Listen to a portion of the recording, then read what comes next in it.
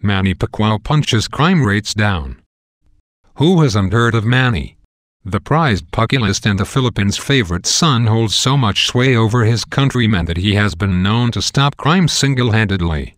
You see, whenever the Pacman has a fight, the entire country grinds to a halt.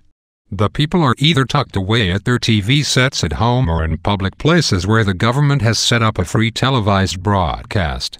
The audience, of course, includes the criminals, which leads to very low or occasionally zero criminal activity during the fight.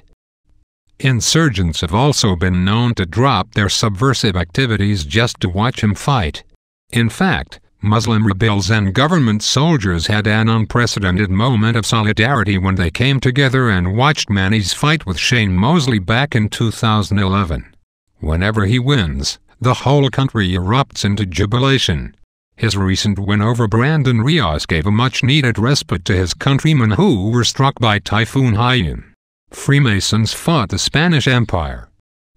This was one conspiracy the Freemasons could not deny to have participated in, as several Filipino members figured prominently in the revolt against Spain in the late 18th century. Interestingly, it was the Spanish who first introduced Freemasonry to the Philippines in 1856, who were soon followed by other European nationalities. These lodges typically excluded the natives from joining, and it was only in 1889 that an all-Filipino lodge was formed in Madrid. Filipinos who went overseas to study or avoid persecution joined Freemasonry mainly because it embodied the ideals of justice, freedom, and equality of all people. The secrecy and connectedness among the lodges allowed the Filipino members to share and spread their liberal ideas. A number soon returned to the country and set up lodges everywhere, which alarmed the Spanish authorities and especially the friars who demanded complete obedience to the church. Those suspected to be Freemasons were persecuted mercilessly.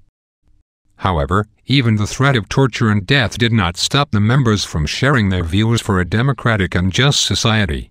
Soon, two schools of thought emerged within the confines of the lodge. One espoused peaceful reforms and reconciliation with Spain and was headed by Dr. Jose Rizal, and the other advocated violent revolution, which was led by Andres Bonifacio. Both had formed clandestine groups that closely followed the rituals of Freemasonry. When it became clear the Spanish were never going to implement peaceful reforms, Bonifacio and his group, the Katipunan, went ahead and openly revolted. Rizal, who had reservations about the revolution but tacitly supported it in the end, was later executed by Spanish authorities, which only served to inflame the revolutionaries even more. A dangerous place for journalists. Sadly, one of the most democratic places in the world also happens to be one of the most dangerous for journalists. In its 2013 report, the Committee to Protect Journalists, CPJ, ranked the Philippines third on its impunity index, which is the number of unsolved journalist murders per population. The Philippines had a score of 0.580, or 55 journalists killed in a population of 94 million people. This score was bested only by Iraq and Somalia. It's pretty surprising when you consider that the country isn't even in a civil war, like Somalia, nor is it as insurgency-infected as Iraq. Even sadder is the fact that journalists continue to be killed today with increasing impunity. In 2013 alone, the police documented 3 murders of journalists, although that number could be higher. To put the depressing icing on the depressing cake, the wheels of justice circle ever so slowly for the families of those journalists killed in the 2009 Maguindanao massacre, which was one of the worst mass murders of media personnel in history. A gory Holy Week. As a predominantly Catholic country, the Philippines faithfully celebrates Holy Week every year. However, aside from the normal customs of observing Mass, some Filipinos also practice Catholic beliefs that have been mixed with local customs. One such tradition that stands out is the penitencia, or asking for forgiveness. In a gory spectacle of religious fervor, some of the penitents whip themselves bloody in the back to reenact the same suffering that Jesus endured while walking to his execution site. If whipping oneself wasn't enough, a penitent can also opt for crucifixion. Yes, people have voluntarily crucified themselves, and some have repeatedly done so for years. The Holy Week has become something of a tourist attraction and is even officially endorsed by the government. However gruesome this looks to outsiders, the ritual is totally voluntary. There are even cases of foreigners who have willingly joined the festivities to be whipped and crucified. A happy people. Have you ever wondered why, even in the midst of natural disasters, government corruption, and crushing poverty, Filipinos can still afford to smile and crack a joke? It has something to do with the national psyche. Similar to the French joie de vivre, a phrase that expresses enjoyment of life, Filipinos have their bahala attitude that espouses living life to the fullest without worrying about the present because it will be soon gone anyway.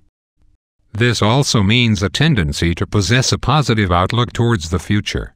For Filipinos, it doesn't matter if they're sick, jobless, or just plain down on their luck, because sooner or later their lot will surely improve. That attitude can be easily seen in the aftermath of major disasters like Typhoon Haiyan, where survivors pass the time by playing basketball amidst the ruins. This unwavering optimism has led to Filipinos being consistently ranked as one of the world's happiest nationalities. The early Chinese and Filipinos were BFFs. The ongoing territorial conflict between China and the Philippines can be best described as a fight between David and Goliath, only right now David has no slingshot and Goliath has a lot of tanks and missiles. The best that the Philippines can do is hope and pray for divine intervention, or America. However, this potential powder keg for World War III obscures the fact that the Chinese and Filipinos were once the best of friends.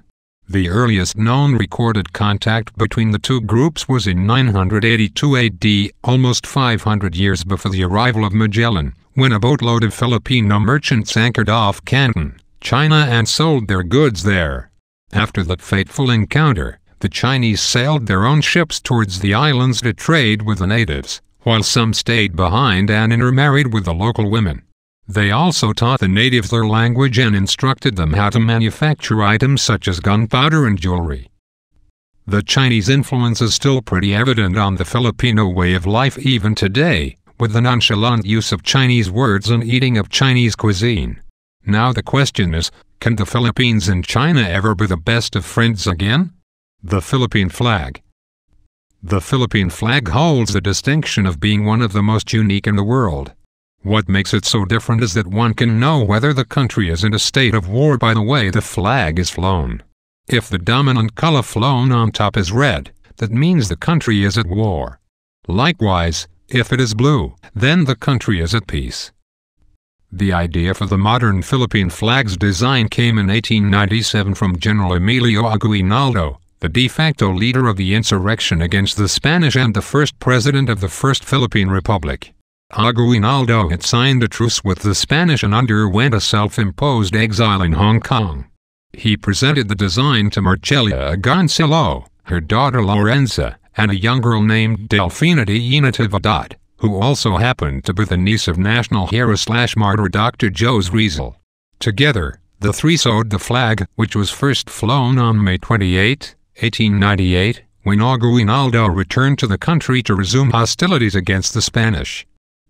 Originally, the sun in the flag had a face, but this was scrapped in subsequent designs. The red and blue colors of the flag are rife with symbolism.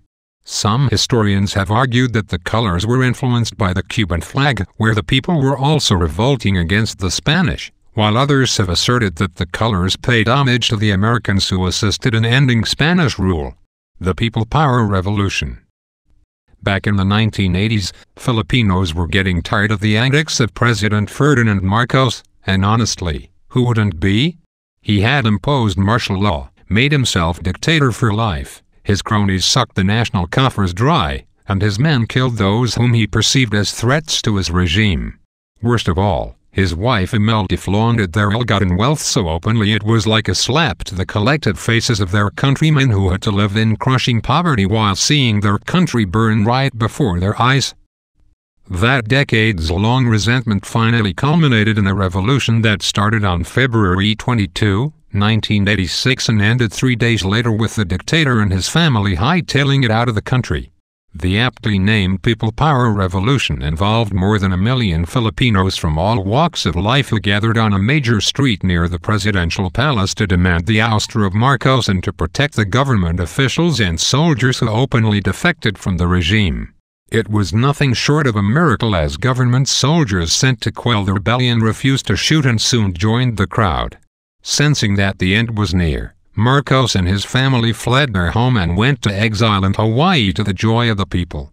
That revolution had a profound effect on the world, as folks from other countries with oppressive regimes would go on to form their own people power revolutions.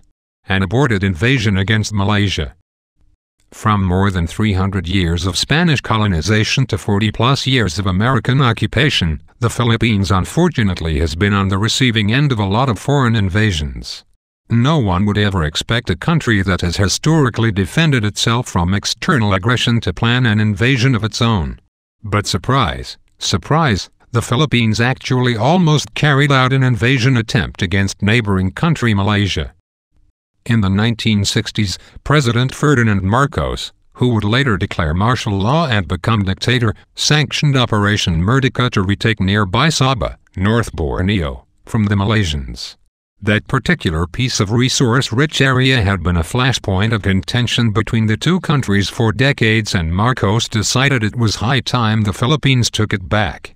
He had his men recruit Muslims from the southern regions and trained them as commandos in the island fortress of Corregidor near Manila. Non-payment of salaries and a refusal to fight their Muslim brethren later spurred the recruits to mutiny. To keep the failed project under wraps, government handlers killed all 150 recruits, save for one who managed to escape and spill the story to the media. Revelations about the plot worsened relations between the Philippines and Malaysia and later became the rallying point for a major rebellion from Muslim insurgents in the south. The longest Christmas ever. Along with Holy Week, Christmas is another celebration that Filipinos love to observe. The Yuletide season usually begins in September and ends in January, making it the longest celebration of Christmas ever. During this time, public establishments and individual homes would already set up Christmas decorations and belt out Christmas jingles. There are many religious activities within the Christmas season that Filipinos celebrate with wholehearted devotion. One very odd custom is the Simbang Gabi, or night mass, where Filipino Catholics attend 9 services in a row leading up to Christmas Eve. If the person can attend all 9 masses, then it is said that his wish will be granted.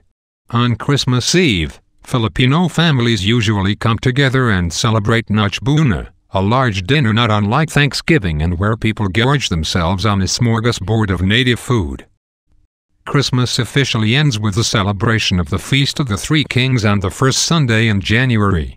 Those who feel that Christmas is still too short need not despair, as festivals are a dime a dozen in the country. There's already a religious festival just a few days after the end of Christmas. Yeah.